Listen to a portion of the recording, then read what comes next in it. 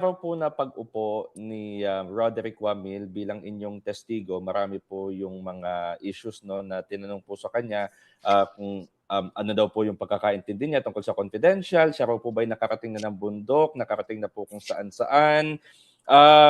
Sa palagay po ba ninyo, napahina po ba or naapektuhan po ba yung integridad o yung credibility po ni Roderick Wamil, um, as a witness and of course bilang expert po doon sa pagiging dating state auditor ng ICFAO?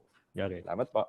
So I think siguro before natin husgahan yung naging testimonya ni Attorney Wamil, dapat natin maintindihan ano ba yung saklaw ng isang audit, no? Yung audit isang proseso 'yan. Auditor ng COA. Yung ino-audit nila yung mga dokumento. Dokumento lang. Narinig natin si former chairperson ng COA, si Grace Pulido, at sabi niya, hanggang dokumento yung tinitingnan ng isang auditor. Tinitingnan ng isang auditor kung nagtutugma ba, compliant ba yung mga dokumentong isinusumite ng isang public official or for example yung Office of the Vice President. Now, kung sa tingin ng ating state auditors like si Attorney Wamil na hindi nagtutugma yung mga dokumentong isinusumite ng isang agency, national agency like the Office of the Vice President. Of course, bibigyan ng pagkakataon ng ating mga state auditor yung official o yung office na magsumite pa or i-explika yung mga kakulangan. Kaya nga may proseso, Haji, pag hindi pa rin aabot sa time na mag-i-issue na ng audit observation memorandum yung COA, and then kung hindi pa rin masasagot ng mabuti or ng tama ng isang public office, hahantong yan sa notice of suspension. Pangalawang pagkakataon yan. Kung hindi pa rin, aabot na sa notice of disallowance. Kung hindi pa rin, aabot sa COA Commission itself, yung body. So ibig sabihin, proseso yan, auditor, tinitingnan yung mga dokumento, tsaka they will come up with their own findings. Yun po yung saklaw ng proseso ng audit. So yung sinasabi po ng ating Senator Jasa, pumupunta ka ba sa mga bundok to check? With all the respect po, hindi po yun yung saklaw ng isang audit, ng isang state auditor like Attorney Wamil. Ibig sabihin, yung tanong ginagawa ba ni Attorney Wamil, yung dapat niyang ginagawa based sa proseso, tsaka yung saklaw ng proseso na iyan, I think klaro po yung sagot doon, Haji.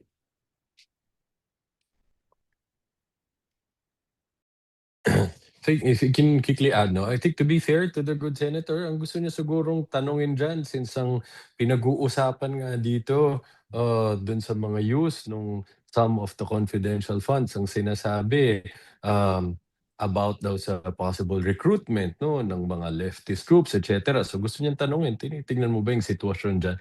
Pero sabi nga niya, hindi ito investigation, it's an audit, and as stated by Attorney Ligutan, what they conducted is a compliance audit. So it's documentary audit. So they're confined to the four corners of those documents. So yun lang ang tinitignan nila. Kaya yan naman ang naging mga discrepancies or issues na na-point out niya. For example, kapag makikita yung dates, may problema. Dapat ginamit supposedly ang funds December 2022 pero naka-date 2023. Malinaw sa dokumento kagad may problema. For example, Mary Grace Piato supposedly binigyan ng reward in the form of medicines worth 70,000 pesos.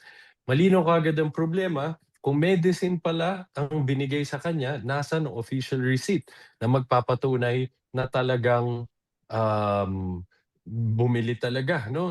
Diyan ginasta ang pera. Nasa ng official receipt galing sa butika. So, sa aming palagay, of course, at the end of the day, ang appreciation falls in the impeachment court. But sa aming palagay, hindi naman naapektuhan yung kanyang findings na sinalaysay niya sa atin. And even if we revisit yung provisions ng Joint Circular 2015-0 Wala naman po dyan requirements sa mga state auditors to actually conduct an actual verification outside the documents, no? So, maliwanag po at very consistent ang ating state auditor when he said na ang tiningnan mga dokumento. At ito lamang din naman po ang requirement ng Joint Circular 2015-01. If indeed, kakailanganin ng actual verification, I remember Senator Ping Lacson even commented or manifested na sana dagdagan itong provision ng Joint Circular so that actual verification may be conducted as well. Nevertheless, very consistent po ang ating state auditor. Ang tinutukan niya, compliance or non-compliance with the requirements of the regulations, and that is Joint Circular 2015-01. At kagaya po ng nabanggit ko kanina, maliwanag din niyang ipinahayag yung mga observations niya, yung kawalan ng evidence of success, kawalan ng OR at saka sales invoice, at ang hindi pagtugma ng acknowledgement receipts kaugnay ng petsa dito naman sa date ng disbursements. Okay, if I may add here na quickly lang, no, yung usaping pagbibigay ng medisina, no, medicine. Kaya nga may nagtanong ibig sabihin ba na yung isang informant kailangan munang magbigay ng information bago makatanggap ng medisina? Isang bagay. Ang pangalawa, pati ba yung saan binili yung gamot confidential? Siguro, pwede yung nabigyan. Ibang usapan yan. Pero yung tanong, saan ka bumili ng medisina, ng gamot? Pati ba yan confidential? Anong national security concern doon? Kaya nga alala ko, correct me if I'm wrong, sabi ng ating witness, si Attorney Wamil, sabi niya, parang unusual na puro acknowledgement receipt lang yung ipresidenta. Wala man lang official receipts. Saan binili yung gamot? Kung nabili ba yun? Wala man lang official receipts. Wala pong security concern kung binili mo yung gamot sa isang butika, sa isang Desmol, Mercury, Rose, Southstar. Anong confidential dun? Ba't hindi makaproduce ng actual receipt galing sa mga butikang ito? Yun. Maraming salamat po. Thank you, Siguro Haji. idagdag lang Okay. natin doon, Roy, no? Yung kaugnay pa rin ng sinabi ni Attorney Virgil, merong isang napaka-klarong linya na binanggit si Attorney Wamel. Hindi confidential ang binilhan. Yung paggagamitan ang confidential, no?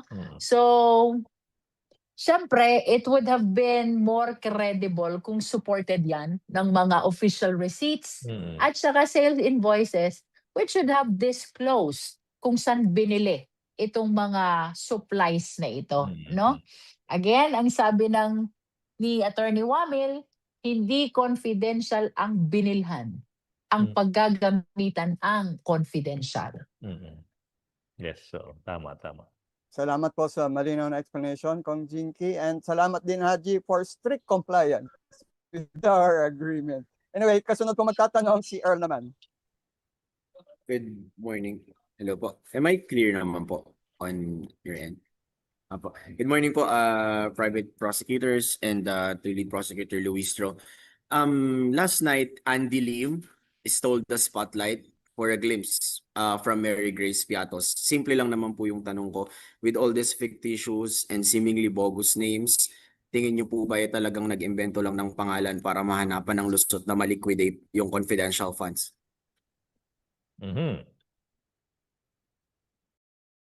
Okay. Fire. Siguro, what I would say is this. Maganda yung tanong ni Senator Bam tungkol dyan. Tinatanong ng diretsuhan ang depensa. Ano pong posisyon nyo dito? Sinasabi nyo ba na alias lang to? Dahil hanggang ngayon, wala pang malinaw na posisyon ng depensa dyan. Tulad nga ng pinunto ni Senator Bam, walang kahit sa answer nila to the articles of impeachment, hindi din nila sinagot yung issue na yan, no? At wala din tayong narinig galing sa mga naging testigo na natin na noong sila ay tumutugon sa mga AOM, notes of suspension, etc., that they indicated that these are aliases. So, sa ngayon, kung wala silang ganong statement, ang presumption natin ay totoong tao yan, no? Kaya nga sabi namin sa articles of impeachment, I mean, they're not supposed to be, they were not represented to be aliases, no? Pinakita, totoong taong tumanggap, but as stated the articles of impeachment, wala naman, no, katunayan na nag-exist talaga ang mga totoong tao na to sa PSA records. So sabi namin sa articles of impeachment, fictitious itong mga tao na to. So ngayon, hihintayin natin kung anong magiging teorya nila dito pag sila na magpepresenta ng ebidensya. Kung biglang sasabihin nila, aliases pala yung mga yan. But madaming katanungan dyan na kailangan pa rin ng harapin kahit yun ang susubukan nilang gawing depensa o teorya. So sir, at this, ay sir, sige po, attorney, sir. Okay, so siguro dalawang bagay, no? Yung una, ano ba yung dapat nating asahan sa isang resibo? Yung default na inaasahan ng taong bayan, kung po pwede, dapat tama, totoong pangalan ng totoong tao yung nakasulat sa isang acknowledgement receipt o resibo. Di ba? Kasi nga, pondo ng bayan yan, so dapat malaman. Malaman ng taong bayan sino ba yung nakatanggap ng perang iyan. Pangalawa, kailanman po ay hindi po sinabi at wala pa pong sinasabi yung Vice President o yung kampo niya kung alias ba yan o totoong tao, di ba? Kaya nga sabi ni Jay, that was a golden opportunity po para sa depensa na once and for all sagutin yung tanong na sila po yung makakasagot.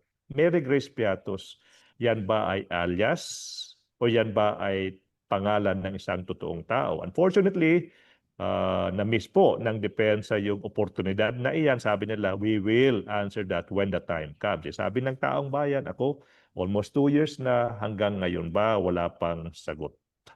So, hindi pa po natin sinasabing peke, alias, kasi po yung makakasagot niyan, yung depensa. Pero isang bagay, no?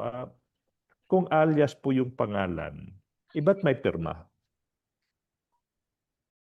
Kung alias yung ginagamit yung pangalan ng recipient, iba't may pirma. Anong ibig sabihin nun? Yung pirma ba, alias din? So siguro, mga tanong na supposedly dapat nasasagot na ng ating mga katunggali, no? Yung defense team. Pero until now, wala pa pong sagot. Kaya nga sinasabi ni Attorney Wamil, hindi niya masabing fictitious, hindi niya masabing alias, kasi nga yung makakasagot nun, yung depensa lang. Yun lang. At maliwanag din dyan, no? Alias man o totoong pangalan, dapat ang public officials ina-account ang pondo ng taong bayan. Ulitin ko yun, ha? For me, it's not an issue kung totoong pangalan o alias man. Ang mahalaga, kayang i-account ng public officials na pinagtiwalaan ng pondo ng bayan.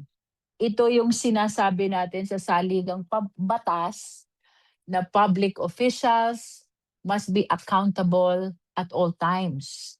At bahagi ng pananagutan na yan ay itong confidential fund na ipinagtiwala sa ating Vice Presidente bilang Vice President at bilang Secretary noon ng Department of Education. I totally agree with Attorney Virgil and Attorney Jay. Ang pwede lang sumagot ay defense. But at the end of the day, alias man o totoo man, the fact remains, kailangang i-account ng lingkod bayan ang pera ng bayan. If I Thank may you, add ma'am. to that, Chair, no? Kasi Okay po. yung unang mga katanungan ng ating kaibigan sa defense team, pino-point out nila na yung nagbigay naman, aprobado naman ng Office of the President.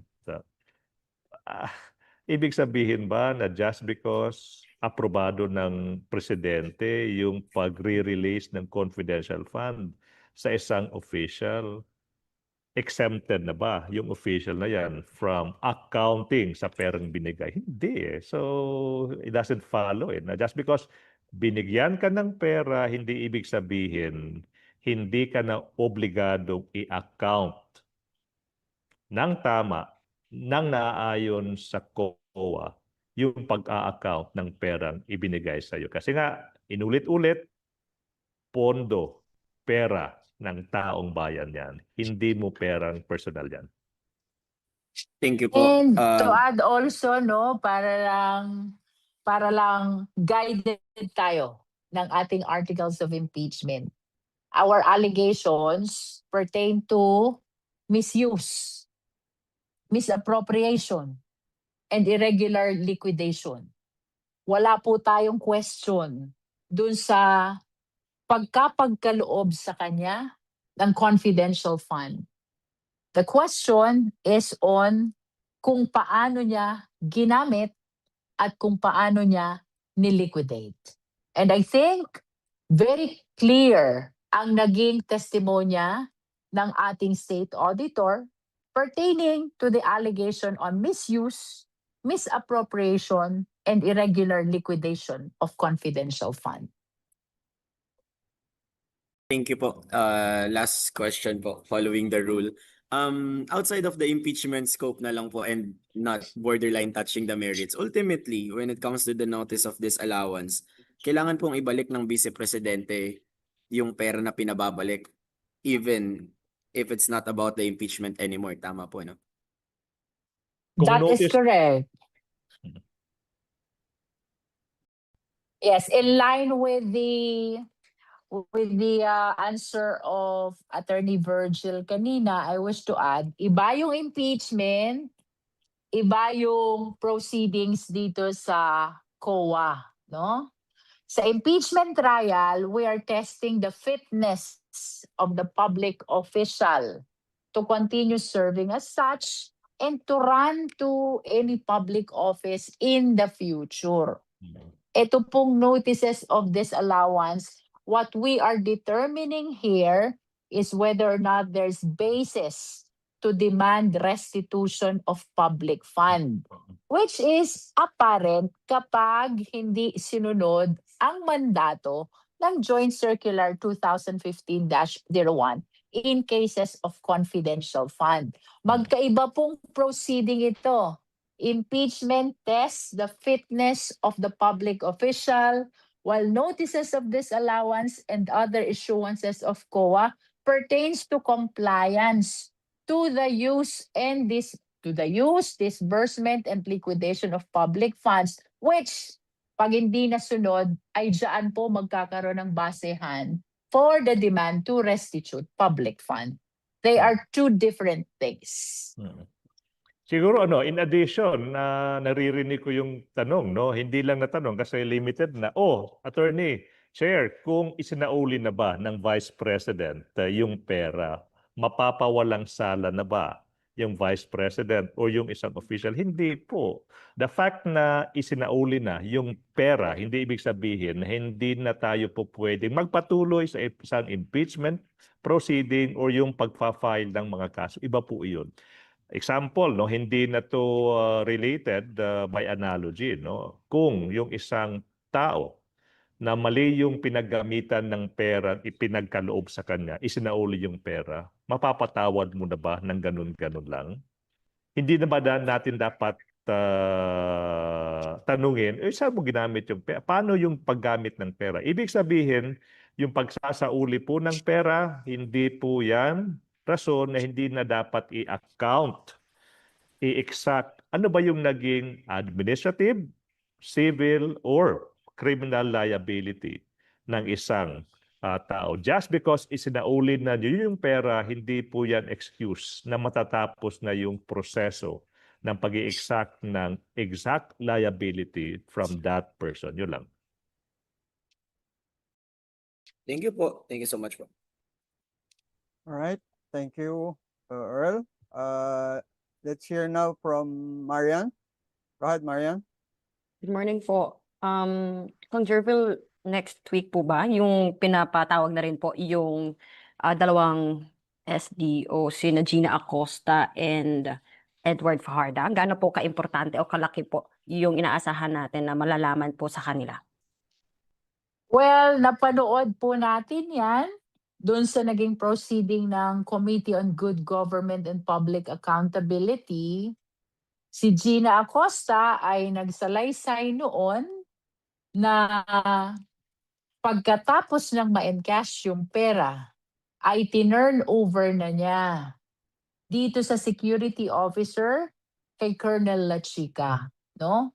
And then she was asked, bakit mo ginawa yon?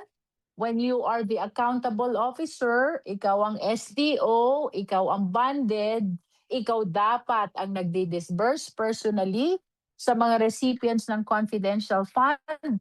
Klaro ang sagot niya. Utos po ng boss ko. And she was referring to Vice President Sara Duterte, no?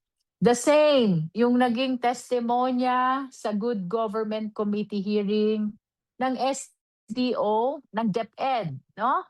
Kung saan tinanong naman siya ni Congressman Ako, pagkatapos mong ma-encash yung cheque, anong sunod mong ginawa? Tinurn over din sa security officer, si Colonel Nolasco. And then when she was being asked about the names of these recipients, ang sabi niya, hindi ko po sila kilala sapagkat hindi po ako ang nagbigay sa kanila ng pera. It was Colonel Nolasco na nakakakilala dito sa ating mga recipients, no? So, tinanong din siya, bakit mo ginawa yun? Ikaw yung accountable officer, utos din ng DepEd Secretary, who during the time, of course, is Vice President Sara Duterte also. This testimony, itong naging kwento ng ating mga special disbursing officer back in the 19th Congress, napakahalaga po nito dito sa pagtinig na ito. And let's wait and see kung anong sasabihin naman nila dito sa ating paglilitis pagdating ng kanilang turn. Of course, that will be after the conclusion of testimony ni Silene Del Campo at ganun din ni Marivic Pareja na ating Legislative Information Archive Director, no? So, sana maging consistent sila sa kanilang mga naging kwento na, because I will not understand if after their clear narration of what happened during the hearing of the Committee on Good Government ay biglang mababago ang kanilang kwento. Hindi ko maiintindihan yun. I understand, ma'am, kayo po yung nag-interpolate kay Gina Acosta during that time ng 19th Congress, the Good Government Committee hearing. And when you said po, sana maging consistent, ano po ba yung mga posibilidad na mangyari po? Well, I don't know, no? Hindi natin alam. Apparently, they are considered as hostile witnesses. Hostile because they are attached, associated, and perhaps part nung mga naging proseso nitong alleged incidents in the articles of impeachment. Ang kailangan lang naman po natin dito, magsabi sila ng totoo as to what really happened during the time na dinisburse at niliquidate itong mga confidential fund na ito, no? But what if, ma'am, biglang hindi ko po maalala, wala po akong recollection, ganun po ang maging sagot kumbaga ng testigo if ever sumalang na sila. Pwede Bawal bang- magsinungaling, ha? Bawal magsinungaling because they are under oath, and then they have to explain kung bakit taliwas yung sinasabi nila ngayon dun sa naging prior declarations nila.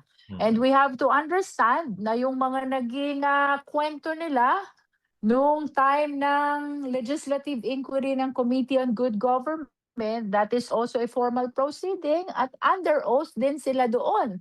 So which is which, no? Pero wag natin i-preempt sapagkat sila'y sasalang pa lamang.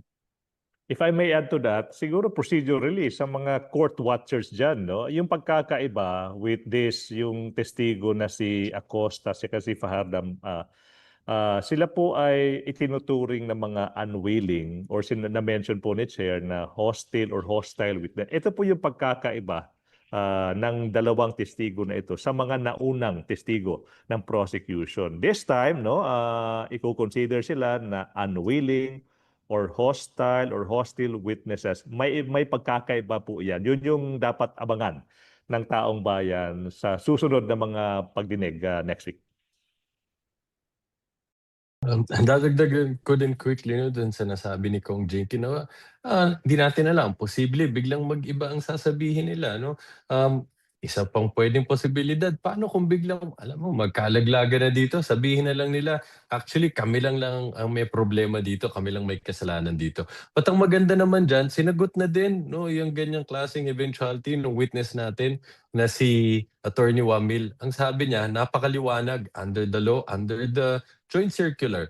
Ang accountable officer dito, hindi lang ang SDO, pati ang head of agency. Na nakalagay yan napakaliwanag sa Government Auditing Code. The head of the agency is the person who's directly and primarily liable, no, for all of the funds pertaining all of the funds and properties are pertaining to her office. So at nakalagay din yan sa napakadaming dokumento na pinirmahan ng Vice Presidente, siya mismo. It says she's accountable for those funds. Sinacertify niya they were used for those purposes, supposedly, allowed under the law. So kahit mangyari man yan, ay yung ganyang klaseng eventuality, well, anong magiging sagot dyan? Nabigay na yan ni Attorney Wamil. Thank you po. So pwede po palang ma-perjury if ever. Hindi naman natin ilunahan daw. Sorry. Yes, definitely. If ever. Yeah. Also, last na lang po. Kasi basing on that po, mga testimony nila noon pang 19th Congress, and I understand daw meron ngang nakafile. Pero gaano po kahalaga din yung mga testimonya po nila no, na muli nga pong marinig. I understand kasi back then, bigla po talaga lumabas na dahil po dyan yung ang mga criminal charges may be filed like technical malversation, plunder dahil over 50 million pesos po yung pinag-uusapan natin dito. And we don't know yet kung ano bang usad na po nito doon sa mga complaints or pinag-aaralan yata ikaso sa ombudsman. Well, as SDO, no, Special Disbursing Officer, sila talaga dapat ang nakakaalam what happened to these public funds. That's why there would be testimony are really significant in this impeachment trial. At kagaya ng naipunto natin kanina, dapat consistent sila sa kung anong nasabi na nila before, no? Because apparently, napakahalaga nung naging una nilang testimonya doon sa Good Government Committee. Although, sinabi na rin ni Attorney Jay kanina, kahit magbago pa sila ng testimonya, klaro na ang naging posisyon ng State Auditor. The head of the agency remains to be one of the principally accountable parties. That is according to Joint Circular 2015-01, no? Dahil sa dami ng pinag-uusapan nating issues dito, it will always boil down to ano bang sinasabi ng batas? Ano bang sinasabi ng Joint Circular 2015-01? Iniutos man o hindi, maliwanag ang probisyon ng Joint Circular na nanatiling principally liable ang head of agency.